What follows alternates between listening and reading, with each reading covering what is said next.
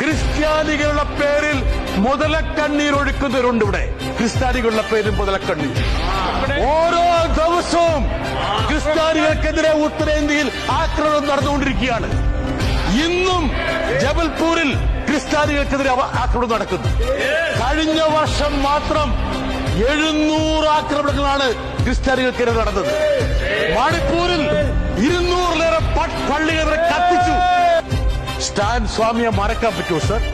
Parkinson's രോഗം വന്ന് ഒരു തുള്ളി വെള്ളം കഴിക്കാൻ കഴിയാതെ ഒരു സ്ട്രോയ്ക്ക് വേണ്ടി കരഞ്ഞ മനുഷ്യൻ.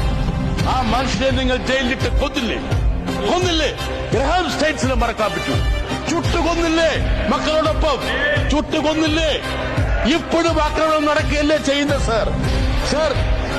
ബൈബിളിൽ ഒരു കഥാപാത്രമുണ്ട് സർ, 30 വെള്ളിക്കാശിന് യേശു ക്രിസ്തുവിനെ ഒറ്റിക്കൊടുത്തത്. അങ്ങനെയുള്ള കഥാപാത്രങ്ങളാണ് ചിലരിവിടെ ഇരിക്കുന്ന ആൾക്കാർ. കഴിഞ്ഞ ദിവസം പുരുഷന്റെ പേരിലും ക്രിസ്ത്യാനി എന്ന് പറഞ്ഞ ആൾക്കാരുണ്ട്.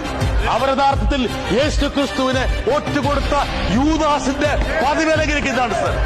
ആ മുന്നിയെ ഇവിടെ കാണാം. ഈ BJP ബെഞ്ചുകളിൽ ഒരു മുന്നിയെ കാണാം.